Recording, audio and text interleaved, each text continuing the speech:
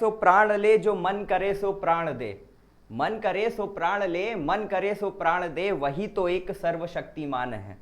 और कृष्ण की पुकार है, ये भागवत का सार है कि जो लड़ सका है वो ही तो महान है। ठीक है, तो अब लड़ाई की बारी आ गई है। अब युद्ध तुम्हारे सामने है, युद्ध तुम्हारे सामने है। सीयूईटी का डेट आ चुकी है, किस दिन तुम्हें लड़ाई करने जाना है, हर एक चीज क्लियर हो चुकी है। धीरे धीरे बाकी जो चीजें नहीं पता है वो जब एग्जाम देने जाओगे तब पता चल जाएंगी। अब ऐसे में बच्चे बोल रहे हैं कि सर क्या प्रिपरेशन स्ट्रैटेजी होनी चाहिए, क्या करना चाहिए आखिरी समय में। तो बच्चों एक चीज हमेशा याद रखो कि जंग की तैयारी आखिरी समय में नहीं की जाती है। जंग की तैयारी जो होती है वो आखिरी समय में नहीं की जाती है। ठीक है, जो जंग के पहले की तैयारी कर लेता है ना, पहले जो तैयारी होती है आपकी वही असली तैयारी होती है। आखिरी समय तो क्या किया जाता है, आखिरी समय में बस एक बार फिर से जो भी चीज़ें आपने सीखी हैं, जो भी चीज़ें आप जानते हैं, बस उनको एक बार अपनी नज़रों के सामने से आपको गुजारना है। ठीक है, जिसको हम बोलते हैं रिवीजन करना है। तो रिवीजन तो कभी करोगे ना जब एक बार विजन हुआ रहेगा। जो कभी कुछ पढ़ा ही नहीं है, जो कभी कुछ पढ़ा ही नहीं है, वो रिवीजन क्या करेगा। लेकिन चलो मैं डीमोटिवेट नहीं करूंगा तुमको, दो तीन ऐसी स्टोरी सुनाऊंगा जिन्होंने पहले बार में ही विजन करके, जिन्होंने पहली बार में ही पढ़ाई करके, ठीक है, जो किसी भी कॉम्पिटेटिव एग्जाम को क्रैक किया है, ये बताऊंगा। तो how to crack BSc biology entrance exam CUET के लिए। ठीक है, तो मैं और आपके प्यारे शशांक सर, हम दोनों लोग मिलकर आज का सेशन आपको बताएंगे। ठीक है, तो बच्चों देखो क्या करना है कि बीएससी बायोलॉजी के एग्जाम में आपके सब्जेक्ट्स क्या क्या आने हैं। ठीक है, पहले अपने दुश्मन को जानो, दुश्मन से प्यार करो। ठीक है, बीएससी में क्या क्या सब्जेक्ट्स आएंगे, एक आएगा बायो केमिस्ट्री और दूसरा क्या आएगा आपका, आएगा फिजिक्स। ठीक है, बायोलॉजी, फिजिक्स और केमिस्ट्री। अब बच्चा एक चीज बताओ, अभी तक में एकलव्य बैच में जो यूट्यूब में हमने फ्री लेक्चर्स कराए हैं उसमें मैंने बायो के लगभग 10 चैप्टर, ठीक है, 10 चैप्टर लगभग खत्म कर चुके हैं। और इकोलॉजी बचा हुआ है जो बहुत छोटा सा यूनिट है, इसके अलावा ह्यूमन हेल्थ बचा है और इवोल्यूशन बचा है। ठीक है, और मैं ये चीज़ आपको यहीं पे बताता हूँ, इसी वीडियो में बताता हूँ कि 6 जुलाई से पहले आपका पूरा का पूरा बायोलॉजी का सिलेबस खत्म हो जाएगा। तो 6 जुलाई के बाद भी आपके पास 10 दिन होंगे, कम से कम 8 से 9 दिन तो होंगे ही कि आप उन चैप्टर्स को भी रिवाइज कर सकें। जब तक वो वीडियोस नहीं आते हैं तब तक आपने जो पढ़ा है, ठीक है, जो भी आपने पढ़ा है बायोलॉजी के लिए, जितना कुछ भी आपने पढ़ा उसको क्या करना है, बस रिवाइज करना है। ठीक है, लेक्चर्स आपने देखे हैं, लेक्चर्स जब आपने देखे हैं आपके पूरा का पूरा कंसेप्ट तैयार हो चुका है। जिन बच्चों ने लेक्चर नहीं देखा है, ठीक है, जिन बच्चों ने लेक्चर नहीं देखा है मैं उनको बताता हूं, अभी बेटा आपको नोट्स बनाने की कोई जरूरत नहीं है। ठीक है, अगर आपने लेक्चर नहीं देखा है तो आप लेक्चर देख के नोट्स नहीं बनाएंगे, आप लेक्चर को 1.5 की स्पीड पे देखेंगे। ठीक है, 1.5 की स्पीड पे देखेंगे सारे के सारे लेक्चर्स को। लेक्चर्स में डिटेल में कंसेप्ट बताया है, डिटेल में, ठीक है, हिंदी इंग्लिश दोनों में बताया है, डिटेल में कंसेप्ट बताया है। उससे क्या होगा, एक बार जब आप ये पूरे लेक्चर्स को देख लोगे ना तो आपके कंसेप्ट बन जाएंगे। कई जगह मेमोनिक्स बताए हैं, मेमोनिक्स से याद करना इजी हो जाएगा। और फिर बस उठाओ अपनी एनसीईआरटी किताब, क्या उठाओ, एनसीईआरटी किताब, और जितने बार इसको पढ़ सकते हो उतने बार पढ़ो। मैं बोल रहा हूं एक दिन में आपके पास अगर 12 घंटा पढ़ने का टाइम है, ठीक है, बायोलॉजी का एक चैप्टर रिवाइज करने में अगर आपको 1 घंटा लग रहा है, ठीक है, और अगर 1 घंटे से ज्यादा लग रहा है किसी एक चैप्टर को रिवाइज करने में, छोटे चैप्टर हैं तो आधे घंटे में हो जाएंगे, अगर 1 घंटे से ज्यादा लग रहा है किसी एक चैप्टर को रिवाइज करने में तो कहीं ना कहीं कोई गलती कर रहे हो। मैं ये बोलता हूं कि अगर आपने 1 घंटे में एक चैप्टर को रिवाइज किया, आपको सिर्फ 50% ही उस चैप्टर का समझ में आया, आप फिर से रिवाइज करो, वो 50% से 60% हो जाएगा, फिर से एक बार रिवाइज करोगे 70% हो जाएगा। लेकिन अगर एक चैप्टर को लेकर 4 घंटा बैठोगे ना तब भी 50% ही गेन कर पाओगे, अगर पहली रीडिंग लगा रहे हो तो रीडिंग की स्पीड रखो अच्छी। ठीक है, जब एनसीईआरटी रीडिंग आप कर रहे हो तो एनसीईआरटी रीडिंग की आपकी स्पीड अच्छी होनी चाहिए, स्पीड अच्छी रखो और रीडिंग जितना बार करना है आप उसका नंबर बढ़ाओ। ठीक है, एक चैप्टर को 4 घंटे में रिवाइज करने से अच्छा उसी चैप्टर को 1 घंटे में 1 बार रिवाइज करो और 4 घंटे में 4 बार रिवाइज करो उसको। ठीक है, ये परफेक्ट स्ट्रैटेजी है, बायोलॉजी पढ़ने का यही तरीका होता है। हर बार आप पढ़ोगे कुछ ना कुछ आप गेन करोगे, कुछ ना कुछ आप सीखोगे, नया कंसेप्ट समझोगे, धीरे धीरे जो पैराग्राफ एनसीईआरटी में नहीं समझ में आ रहा था ना वो भी अपने आप समझ आने लगेगा। ठीक है, जो कंसेप्ट नहीं समझ में आ रहे थे ना वो अपने आप समझ आने में लगेंगे। और बेटा ये ट्राइड एंड टेस्टेड फॉर्मूला है, जब मैंने प्रिपरेशन की थी अपनी नीट की तब भी मैं इसी चीज को फॉलो करता था। मेरे साथ जो मेरे कलीग्स थे जो प्रिपरेशन कर रहे थे, जो आज और भी अच्छी यूनिवर्सिटीज में है, ठीक है, कोई एजीएमसी में है, आरएमएल में है, उन्होंने भी सेम टेक्निक को अपनाया था। ठीक है, तो ये जो टेक्निक है वेल ट्राइड एंड टेस्टेड है कि एनसीईआरटी के एक चैप्टर को अगर आप 1 घंटे में, सवा घंटे में, ठीक है, पौने घंटे में रिवाइज करते हो तो आप 3 से 4 बार एक चैप्टर को रिवाइज करो और आपके कंसेप्ट जो है ना आप देखोगे बहुत अच्छे हो जाएंगे।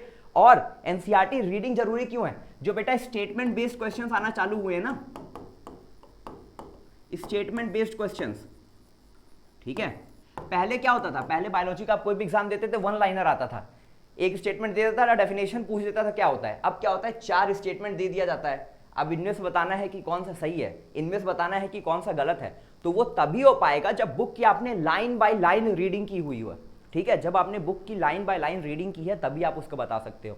तो एक बार लेक्चर देख लिया ना तो बहुत है, ठीक है। एक बार अगर लेक्चर देखा है तो बहुत है, लेक्चर से कंसेप्ट आ जाएगा। जो नहीं समझ में आए लेक्चर से ना, किताब जब पढ़ोगे ना 3 से 4 बार समझ में आ जाएगा। मैं हमेशा ये बोलता हूं कि किसी बच्चे का सिलेक्शन जो होता है वो 99%, ठीक है, 99% उसकी खुद की मेहनत होती है, 1% उसके टीचर्स का, उसके पेरेंट्स का, उसके फ्रेंड्स का कॉन्ट्रीब्यूशन होता है।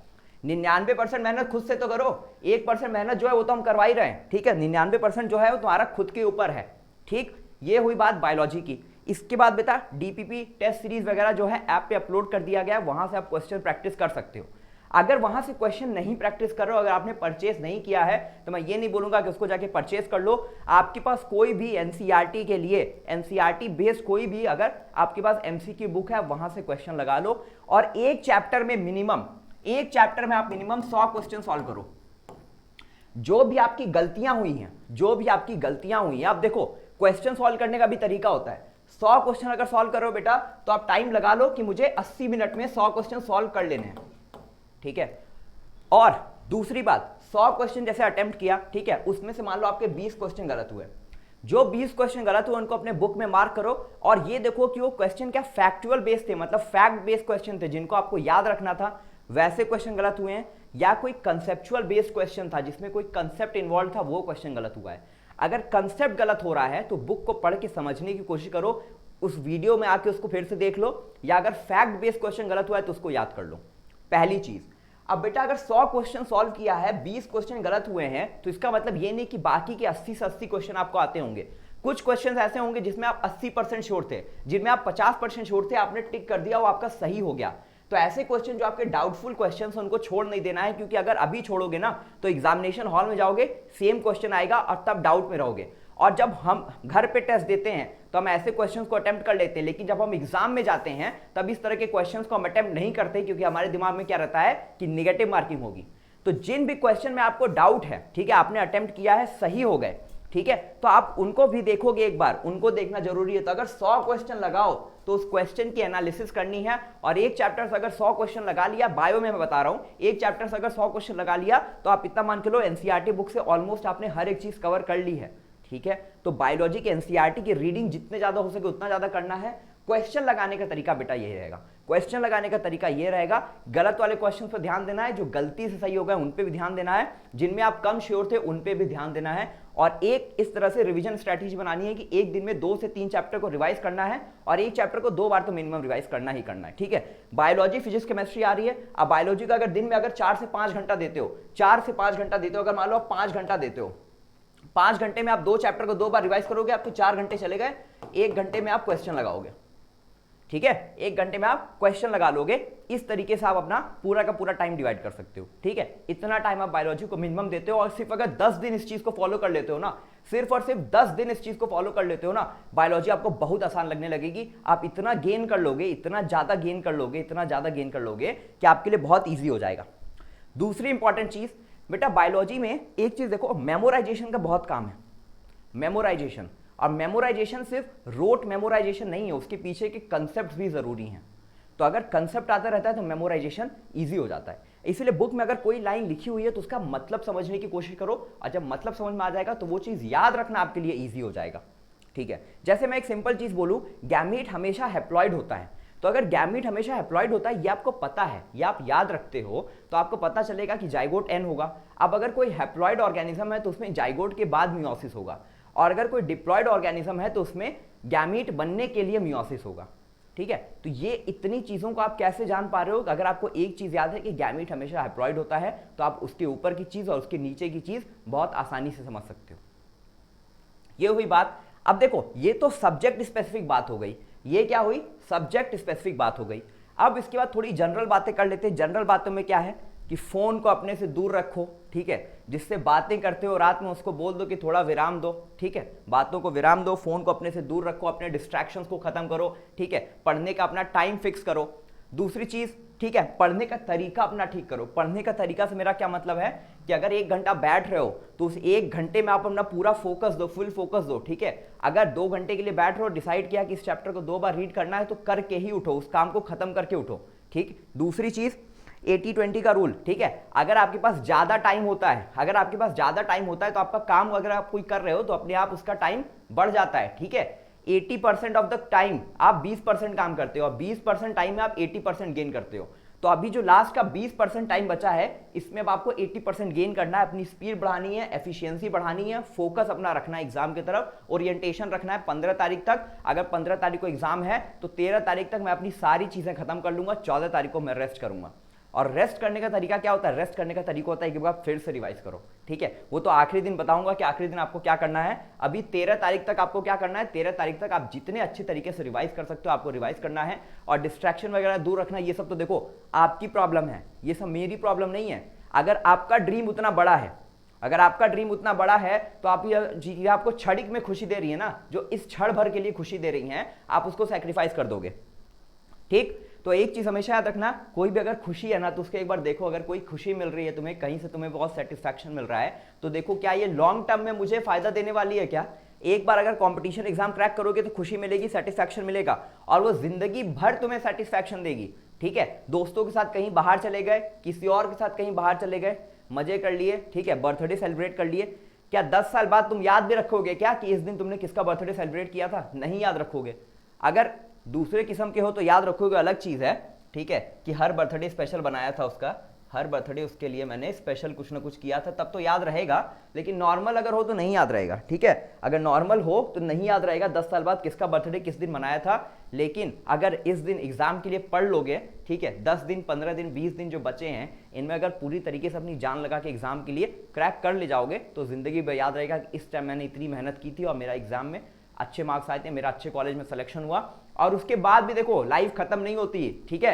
आप एक लेवल अप हो जाओगे, लेकिन आपको मेहनत करनी पड़ेगी, मेहनत करोगे फिर एक और लेवल अप जाओगे। तो पूरी एक जर्नी है, ठीक है, पूरी एक जर्नी है, ग्राफ को हमेशा ऊपर ले जाने की कोशिश करनी है, ठीक। तो इतनी चीजें हो गई बायोलॉजी के सेक्शन के लिए। अब मैं शशांक सर को बुलाऊंगा, शशांक सर आपको फर्दर गाइड करेंगे कि केमिस्ट्री के लिए क्या करना है, ठीक है।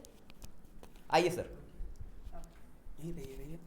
तो चलिए, नमस्कार, स्वागत है आप सभी का आपके अपने, वो तो सर ने बोल दिया होगा, आपके अपने ऑनलाइन लर्निंग प्लेटफॉर्म बेसिक शिक्षा पर।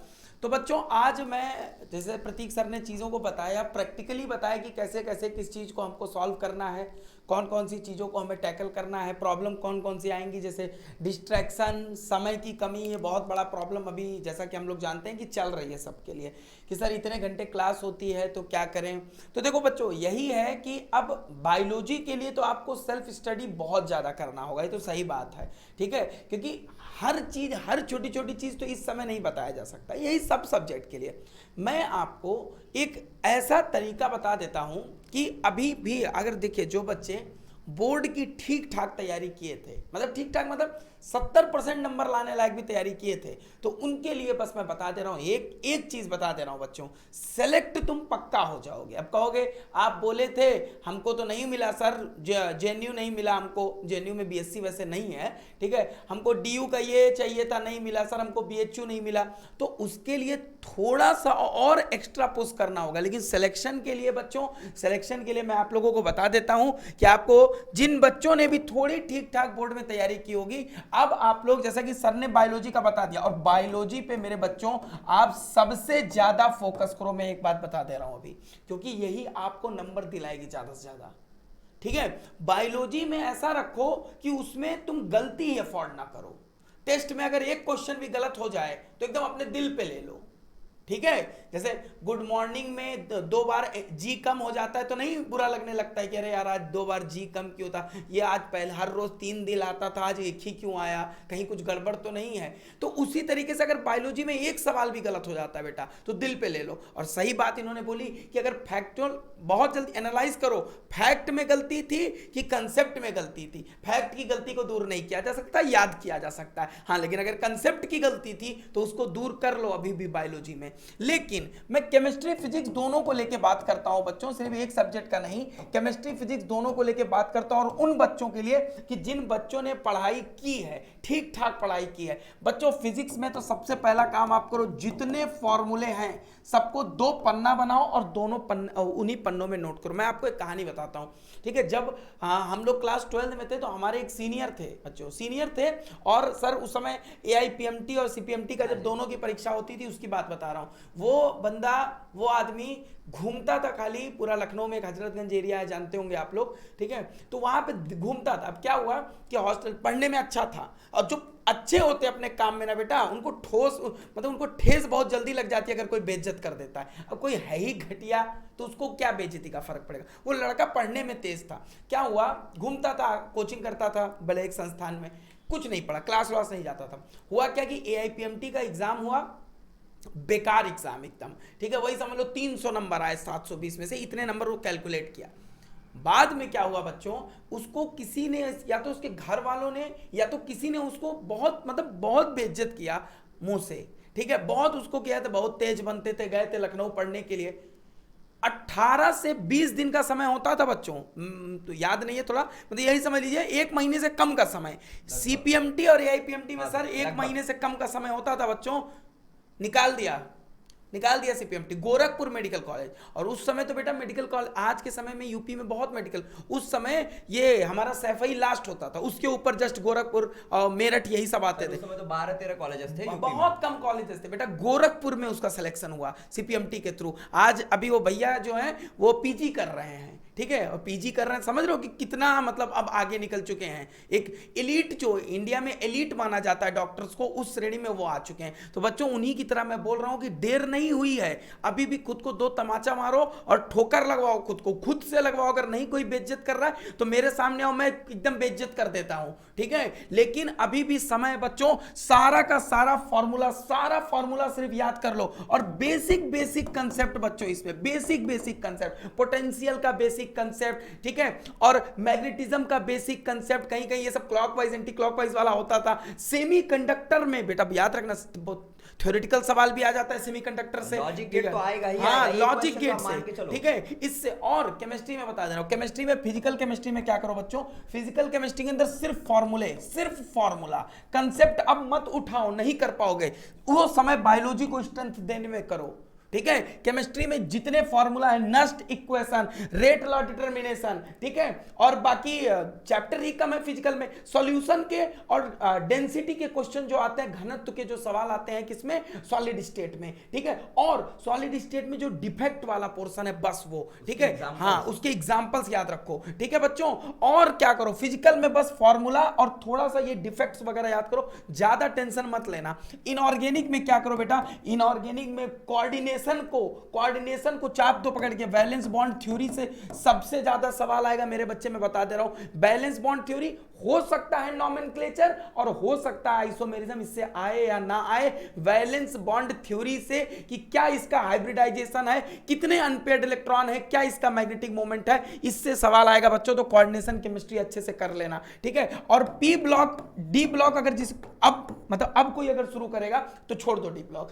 P ब्लॉक के अंदर मेरे बच्चे सारे ऑक्सो एसिड्स के स्ट्रक्चर्स, ठीक है, सारे ऑक्सो एसिड के, अभी बताया था आपको, कितने अच्छे से बताया था। मेटा, ऑर्थो, ये सब मैंने कितने अच्छे से एक्सप्लेन किया था, कुछ याद करने की जरूरत नहीं है। और उन ऑक्सो एसिड का ऑक्सीडेशन स्टेट बच्चों, ठीक है। और मैंने कुछ आपको HNO3 के बारे में बताया था, ऑक्सीडाइजिंग एजेंट होता है। डाइल्यूट लो तो NO, कंसंट्रेटेड लो NO2। ये रिएक्शंस आपको देख लेनी है। और ऑर्गेनिक केमिस्ट्री में बेटा, ऑर्गेनिक केमिस्ट्री में जितने रिएक्शंस केवल मैंने पढ़ा दिए हैं, एक बार उस रिएक्शन को देख के चले जाना, सवाल वहीं से आएगा। और एग्जाम से कुछ दिन पहले मैं आप लोगों को एक सेशन कराऊंगा बच्चों, एसिडिक और बेसिक स्ट्रेंथ का, ठीक है। वो एक, वैसे तो मैं करा चुका हूं फ्री में, लेकिन एक बार फिर से कराऊंगा ताकि आप लोग एग्जाम तक उसको अच्छे से लेके जा सकें। क्योंकि आप लोग चैप्टर वाइज पढ़ते पढ़ते ना GOC का ये कंसेप्ट भूल गए हैं, लेकिन सारे चैप्टर्स में थोड़ा थोड़ा ये है। तो बस इतना करो बच्चों, एकदम प्रैक्टिकल है ये, बस इतना अगर कर देते हो। और इन केमिस्ट्री और फिजिक्स में जो अब लोग ना आइंस्टाइन बनने की कोशिश कर रहे हैं, ग्रिग्नार्ड बनने की कोशिश कर रहे हैं तो वो मत करो, सेलेक्ट होना है, ठीक है। बस रिएक्शंस, बीबीटी और क्या बोलते हैं फॉर्मूला, और इसमें फॉर्मूला और कुछ बेसिक कंसेप्ट, ठीक है। कुछ अब जैसे सर जनरेटर है ना इसमें, हाँ, तो उसका थोड़ा सा कंसेप्ट याद रखो, सेमीकंडक्टर अच्छे से दबा के पढ़ लेना, और ज्यादातर समय जो तुमको देना है ना, जिसमें तुम्हें अच्छा करना है वो बायोलॉजी में करना है बच्चों। बायोलॉजी में अच्छा कर गए तो सेलेक्ट हो जाओगे, और हो सके तो बीएचयू भी पहुंच जाओगे। ये बड़ी बात नहीं है। हाँ, मतलब मैं, ये बच्चे बोल रहे हैं सर आप बोल रहे हैं हो सके तो, अरे हो सके तो उनके लिए बोल रहा हूं जो अभी भी तैयारी नहीं शुरू किए हैं, मतलब बोर्ड एग्जाम देके बैठ गए हैं जो लोग ना, उनकी बात कर रहा हूं मैं। तुम अभी से ये इतना करके बेटा अचीव कर सकते हो, बीएचयू में पढ़ने का सपना बीएससी बायोलॉजी में पूरा कर सकते हो, ठीक है। और कुछ लोगों के लिए मैं और बता देता हूं बेटा, अभी हमारा ब्रह्मास्त्र बैच चल रहा है 1500 में। आप अगर किसी आज तो डेट है सर। अच्छा, आज तक डेट है तो क्या है सर? 1199, 20% ऑफ है। हाँ 1199 ना, 1199 में आज हमारा ब्रह्मास्त्र बैच का लास्ट डेट है बच्चों। और ब्रह्मास्त्र बैच मैं तुमको इसलिए रिकमेंड कर रहा हूं कि ये कोई ऐसा कोर्स नहीं है कि जिसमें 50 लेक्चर होंगे। अरे बेटा, गिन के जितने चैप्टर उतने लेक्चर। सबसे बढ़िया रिवीजन स्ट्रेटजी है, सबसे बढ़िया रिवीजन स्ट्रेटजी है, क्योंकि यूट्यूब पे जितने आपको वीडियोस मिलेंगे वो सब वीडियोस 4 घंटे, 5 घंटे, 8 घंटे, कोऑर्डिनेशन 10-10 घंटे का एक वीडियो में जितनी चीजें इंपॉर्टेंट, चाहे फिजिक्स, चाहे केमिस्ट्री, चाहे बायोलॉजी का, एक ही वीडियो में सारी चीजें आपको मिल जाएंगी, सारे फॉर्मूले मिल जाएंगे, सारे कंसेप्ट मिल जाएंगे, जिससे अभी भी आप स्टार्ट करके क्या कर सकते हैं, सेलेक्ट हो सकते हैं, अगर आपने भी उतना ही साथ दिया जितना हम दे रहे हैं तो। और अपने टेस्ट सीरीज को बकायदे उसमें देते रहिए, क्वेश्चंस को प्रैक्टिस करिए, और अगर अभी कोई क्वेश्चंस फंस रहे हैं तो उसको याद कर लीजिए। टीचर को ये सब नहीं बोलनी चाहिए, लेकिन हम यहां तुम्हारा सिलेक्शन चाहते हैं, तुमको ज्ञान का स्रोत नहीं मैं देना चाहता हूं, ठीक है। तो याद कर लो अगर अभी कोई नहीं होता, लास्ट मोमेंट है बेटा, समेट के लेके जाओ, जरूर सिलेक्ट होगे। इतना ही मुझे आज बोलना था, धन्यवाद। लीजिए सर। देखो बच्चों, थोड़ा सा और तुम लोग को मैं थोड़ा सा और ब्रीफ कर देता हूं। जैसे सर ने अभी फॉर्मूला चार्ट के बारे में बताया ना कि फॉर्मूला लिख लो, तो बेटा जो ब्रह्मास्त्र बैच है ना, उसमें तो हम लोग खुद प्रोवाइड करा रहे हैं पूरा का पूरा फॉर्मूला शीट। एक चैप्टर को एक लेक्चर में समेटने के बाद फॉर्मूला शीट भी आप लोग को प्रोवाइड कर दे रहे हैं, ठीक है sir. Pen, thank you sir. तो एक चैप्टर को एक वीडियो में तो दे ही रहे हैं, ठीक है, एक वीडियो में तो दे ही रहे हैं। इसके अलावा बेटा क्या कर रहे हैं, इसके अलावा फॉर्मूला शीट भी दे रहे हैं, जो कल से अपलोड होना स्टार्ट हो जाएगा, ठीक है। कल से formula sheet physics, chemistry, biology के लिए अपलोड होना स्टार्ट हो जाएगा। एक पेज में एक फॉर्मूला, मतलब एक पेज में एक चैप्टर, 2 से 3 पेज में एक चैप्टर, और सारे के सारे इंपॉर्टेंट फॉर्मूला जितने भी हैं उस चैप्टर में, जितने भी कंसेप्ट हैं, सब एक जगह पे कंसाइज किए हुए हैं। अब देखो लास्ट में बस इतना बोलना चाहूंगा कि सिलेक्शन के लिए बेटा सेलेक्टेड पढ़ना जरूरी होता है, ठीक है। सिलेक्शन में तुम्हें सेलेक्टेड पढ़ना है, तुम्हें बस इतना करना है। देखो मान लो 4 क्वेश्चन इधर आए, इजी क्वेश्चन, ठीक है, 2 क्वेश्चन मान लो हार्ड क्वेश्चन आए, ठीक है। तुमने बहुत ज्यादा जब पढ़ लोगे ना, तुम बहुत ज्यादा पढ़ लोगे तो हो सकता है ये हार्ड वाले 2 क्वेश्चन सही कर दो, ठीक है, लेकिन हो सकता है इजी वालों में 2 क्वेश्चन गलत भी कर दो, ठीक है। अगर किसी ने सिर्फ बेसिक पढ़ा है, सेलेक्टेड पढ़ा है, उसको इजी क्वेश्चंस करने आते हैं, 4 में से 4 क्वेश्चन सही करेगा और तुमसे ज्यादा नंबर लेके आएगा, ठीक है। क्योंकि वो उसमें क्या है, अगर आप सेलेक्टेड पढ़ रहे हो, आपको कम चीजें आती हैं, तो आप उसको ज्यादा अच्छे से करो, उसको ज्यादा बार रिवाइज करो, ठीक है। अब यहाँ पे जो रिएक्शंस नहीं हैं, ठीक है। अब बायोलॉजी में बेटा क्या है, जैसे पेडिग्री एनालिसिस मैं बता दूं आपके एग्जाम में नहीं पूछेगा, ठीक है। पेडिग्री एनालिसिस आपके एग्जाम में नहीं पूछेगा, मैंने सिर्फ बता दिया कि ये किसके सिंबल्स हैं, ठीक है। और दूसरी बात, पेडिग्री एनालिसिस बेटा अगर आप अभी पढ़ने जाओगे, आपको कम से कम 1.5 से 2 घंटा लगेगा उसके कंसेप्ट को समझने में, और कम से कम 1 घंटा लगाओगे उसके क्वेश्चन सॉल्व करोगे। और क्लास 12 के लेवल पे पेडिग्री एनालिसिस तो है ही नहीं, तो अगर क्लास 12 के लेवल पे नहीं है तो वो नहीं पूछेगा। करना क्या है, पेडिग्री एनालिसिस के लिए 2 डायग्राम्स दिए हुए हैं, ठीक है। 2 डायग्राम्स एनसीईआरटी में दिए हुए हैं, एक मायोटोनिक डिस्ट्रोफी का दिया हुआ है, एक हीमोफीलिया का दिया हुआ है, ठीक है। बस वो डायग्राम एक बार देख लो किसका डायग्राम कौन सा है। अगर आएगा भी ना एग्जाम में तो वही डायग्राम उठा के देगा, कोई नया डायग्राम बना के नहीं देगा। तो सेलेक्टेड पढ़ना है, जितना आपकी किताब में दिया है बस उतना पढ़ना है। अगर पेडिग्री चार्ट निकालने का तरीका नहीं दिया है तो आपके एग्जाम में नहीं पूछेगा, उसके पीछे मत भागो। जितना तुम्हारी किताब में दिया है बस उतना पढ़ो, सेलेक्टेड पढ़ो, सिलेक्शन जरूर होगा, ठीक। तो बस इतना ही मुझे कहना था, ठीक। ऑल द बेस्ट और थैंक यू सो मच।